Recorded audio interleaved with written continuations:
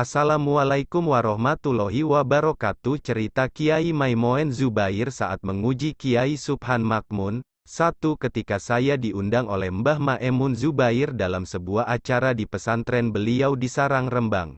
Kata Kiai Subhan Makmun mengawali cerita. Ahad, 1/4. Kepada Kiai Subhan Mbah Maemun berkata, "Gus, tolong jawab pertanyaan saya.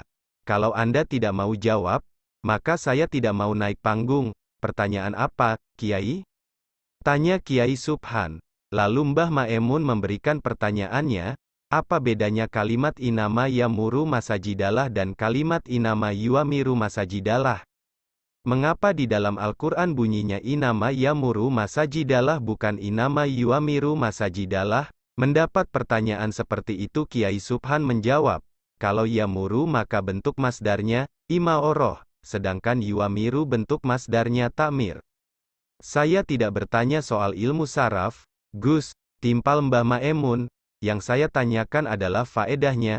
Apa faedahnya Al-Quran menyebutkan inama yamuru masajidalah bukan inama yuamiru masajidalah? Mendapat pertanyaan demikian sejenak Kiai Subhan terdiam. Ia merasa sedang diuji oleh Mbah Maemun. Namun tak berapa lama dalam diamnya Kiai Subhan tiba-tiba serasa disodori kitab tafsir Baidowi yang pernah ia pelajari di tahun 80-an.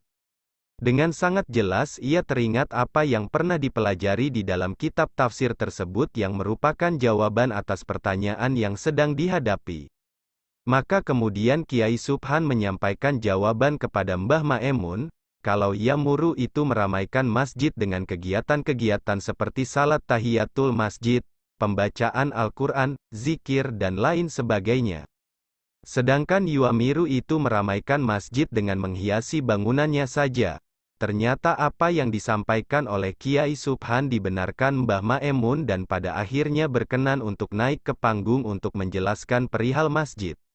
Pada lain kesempatan setelah beberapa tahun kemudian, Kiai Subhan melakukan perjalanan ziarah ke beberapa daerah, hingga pada waktu tengah malam mampir ke sebuah masjid untuk salat. Kepada penjaga masjid yang ada, Kiai Subhan meminta untuk dibukakan masjid. Namun sang penjaga menolak dengan alasan bahwa keputusan Dewan Kemakmuran Masjid, DKM, menghendaki masjid hanya dibuka ketika waktu salat saja. Meski Kiai Subhan terus meminta, namun penjaga itu tetap tak mau membukakannya.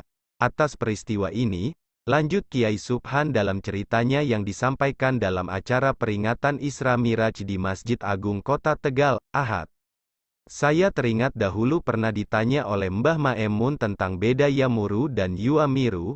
Katanya, ternyata banyak pengurus masjid di berbagai daerah hanya melakukan ta'mir, bukan imarah, kenangnya. Mereka hanya membangun masjid dengan megah dan menghiasinya dengan indah, namun tidak banyak meramaikannya dengan kegiatan ibadah. Lanjutnya, karenanya pula Kiai Subhan meminta kepada pengurus Masjid Agung di Brebes, tempat di mana Kiai Subhan tinggal untuk tidak menutup masjid selama 24 jam agar siapapun bisa melakukan salat di dalamnya kapanpun mereka datang. Dan alhamdulillah Masjid Agung Brebes selama 24 jam selalu ramai dikunjungi para musafir yang hendak melakukan salat. Pungkasnya, wallahu a'lam, temukan kisah menarik lainnya di Ngaji Jipin.